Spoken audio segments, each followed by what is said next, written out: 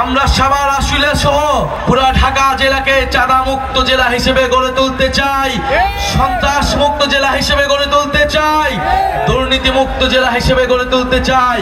আমরা 30 দিন জুলাই পদযাত্রা করেছি বাংলাদেশের পথে প্রান্তরে।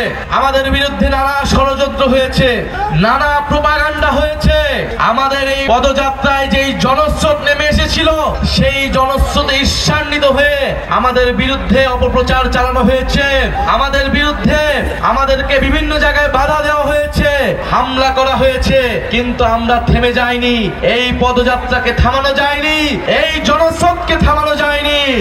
ইনশাআল্লাহ আগামীর বাংলাদেশে, আগামীর ঢাকাতে এনসিপির দিকে আসা এই জনস্রোতকে থামানো যাবে না।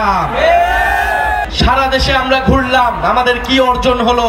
আমরা মানুষের কথা শুনতে গিয়েছিলাম। গণ অভ্যুত্থানের পরে বাংলাদেশের সাধারণ মানুষ এখন কেমন আছে? গণ অভ্যুত্থানের 1 বছরের পরেও আমরা এই দেশকে আমাদের আকাঙ্ক্ষা অনুযায়ী পরিবর্তন করতে পারি নাই, কিন্তু আমরা আমাদের আকাঙ্ক্ষা থেকে সরি নাই। আমরা দেখেছি অনেক শক্তি যারা আমাদের সাথে আন্দোলনে ছিল, তারা গণ অভ্যুত্থানের আকাঙ্ক্ষা থেকে সরে গিয়েছে।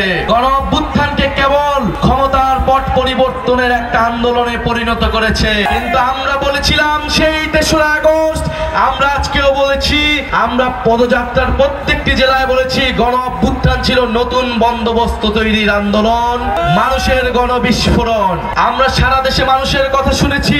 আমরা শুনেছি কৃষক চায় তার ফসলের ন্যায্য দাম, শ্রমিক চায় তার ন্যায্য মজুরি, তরুণরা চায় কর্মসংস্থান, মেধার মূল্যায়ন এবং রাজনৈতিক নেতৃত্ব, মধ্যবিত্ত চায় মর্যাদাপূর্ণ জীবন যাপন, শিক্ষার অধিকার, স্বাস্থ্যের অধিকার।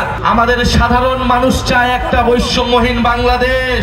আমাদের আলেম সমাজ চায় ধর্মীয় মূল্যবোধ সম্পন্ন সমাজ। আমাদের সংখ্যালঘু সম্প্রদায় চায় নাগরিকের সমান অধিকার এবং নিরাপত্তা। আমাদের নারীরা চায় সিদ্ধান্ত গ্রহণে অংশগ্রহণ এবং ক্ষমতায়ন। আমাদের ব্যবসায়ীরা চায় চাঁদাবাজ সন্ত্রাসদের কাছ থেকে নিরাপত্তা। আমাদের চরাঞ্চলের মানুষ চায় ভূমির অধিকার। আমাদের সীমান্তে আমাদের ভাই বোনেরা চায় জীবনের নিরাপত্তা। আমাদের নদী পাড়ের মানুষরা চায় নদী ভাঙনের হাত থেকে রক্ষা। আমাদের জলবায়ু পরিবর্তন থেকে রক্ষা পেতে চায় তারা। আমাদের সমগ্র বাংলাদেশের সাধারণ মানুষ চায় সংস্কার এবং বিচার। আমাদের গণ অভ্যুত্থানের আহত যোদ্ধারা, শহীদ পরিবাররা চায় গণ অভ্যুত্থানের সাংবিধানিক স্বীকৃতি, গণহত্যাকারীদের বিচার। আমরা নতুন বাংলাদেশের আকাঙ্ক্ষা প্রত্যেকটি জেলায় জেলায় মানুষের কাছে দেখেছি, তরুণদের চোখে দেখেছি, তরুণীদের চেহারায় দেখেছি। সেই নতুন বাংলাদেশের জন্য আমরা রাজপথে নেমেছি, লড়াই করে যাচ্ছি, সংগ্রাম করে যাচ্ছি।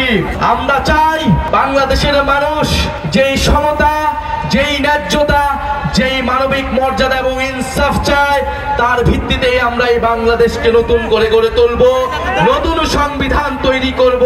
এই বাংলাদেশে 47 সালে আমরা লড়াই করেছিলাম ব্রিটিশ উপনিবেশের বিরুদ্ধে। 71 সালে আমরা পাকিস্তান হানাদার বাহিনীর বিরুদ্ধে লড়াই করেছিলাম। 24-এ আমরা ভারতীয় তাবেদার মুজিববাজি বাহিনীর বিরুদ্ধে আমরা লড়াই করেছিলাম। আমাদের এই ঐতিহাসিক সকল লড়াইয়ের আমাদের এই জনগণের আকাঙ্ক্ষা ছিল সমতা, ন্যায্যতা, মানবিক মর্যাদা এবং সামাজিক ন্যায় বিচার। আমরা তার ভিত্তিতে এই নতুন বাংলাদেশ, নতুন সংবিধান গড়তে চাই। আমরা এই পদযাত্রার মধ্য দিয়ে জাতীয় নাগরিক পার্টি কেমন বাংলাদেশ চাই সেটা আমরা বলেছি। আমরা আগ্রাসন মুক্ত বাংলাদেশ চাই, বৈষম্যহীন বাংলাদেশ চাই, দুর্নীতি মুক্ত বাংলাদেশ চাই। আমরা একটি অন্তর্ভুক্তিমূলক বহু সংস্কৃতি ভিত্তিক বাংলাদেশ চাই। আমরা ধর্মীয় মূল্যবোধ সম্পন্ন বাংলাদেশ চাই। আমরা এমন বাংলাদেশ চাই যেখানে সকল নাগরিকের মর্যাদা নিশ্চিত করা হবে, সকলের সমান অধিকার থাকবে, মেধা এবং যোগ্যতার মূল্যায়ন হবে, চাঁদাবাজ এবং সন্ত্রাস থাকবে না, রাজনৈতিক সংস্কৃতির পরিবর্তন হবে। আমরা এরকম বাংলাদেশ চাই। সেই বাংলাদেশের জন্য গণ অভ্যুত্থানে আমাদের ভাইরা, আমাদের বোনেরা জীবন দিয়েছিল, রাজপথে নেমেছিল, আমানত হিসেবে এই দেশটাকে আমাদের কাছে দিয়ে গিয়েছে। আপনার আমার দায়িত্ব